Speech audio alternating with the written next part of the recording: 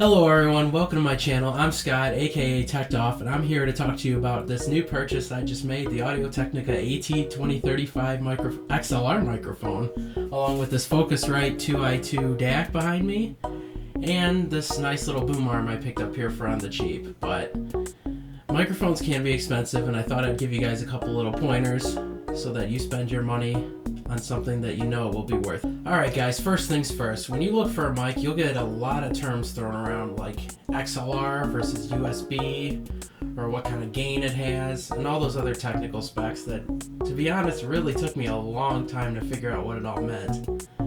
But after looking through forum after forum on people who've actually bought these things, I figured that XLR was for me because it gives you a lot of growing room, and frankly I had a little extra money to throw around, so I figured, you know, why not?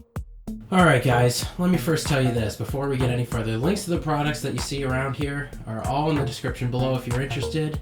Although, let me tell you this, the availability of this little package that I got here is very limited. I had to wait almost 3 months just for it to come back in stock on Amazon, but to save almost $100 was totally worth it for me, and I think you should definitely wait if you're definitely in the market for something like this, because you won't regret it. Alright guys, let's continue and talk about build quality. So let me tell you, when I was unboxing these things, they really felt top notch.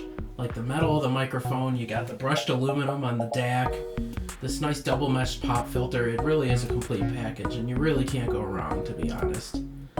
I was debating for a long time about it. Did I want XLR or did I want USB? Did I want to learn the whole XLR deal? And obviously that is what I decided to do, but with a little extra cost. But I felt like, in the long run, it's not going to be as bad. You'll figure it out. You'll grow with it. It'll save you money in the long run, and it gives you more control. Whether you know how to use it or not, though, that's kind of something else, and that'll be something you'll have to decide on your own. But for me, it made sense all the world. Alright guys, let's continue. Next thing I want to talk to you about was the cost. So obviously that's probably the number one consideration most people are going to have when you compare something like this as opposed to the USB variant, which is significantly cheaper, or if you wanted to go with something like a Snowball or a Yeti, which, come on, we've all heard of those. Those are really, really popular.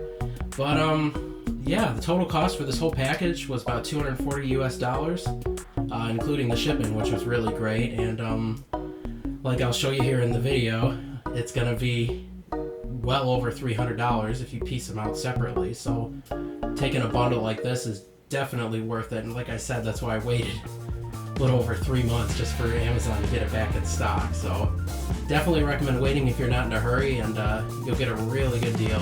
So definitely worth it. Alright guys, so continuing with cost, and this is probably the number one thing that sold me on the whole XLR setup, was that you don't have to buy a whole new microphone when you decide you want to go to something else. Because with USB, the wire is kind of hard attached, and when you want a new mic, you're kind of out of luck. You just got to buy a new one. But with XLR, all you got to do is just, pop the cable out, pop your new mic in, and you're good to go. So your whole setup can grow with you, I guess is what I'm trying to say. And, for a future, when you're spending this much money on something, you'd rather be set in the future instead of constantly buying new mics and, getting rid of old ones.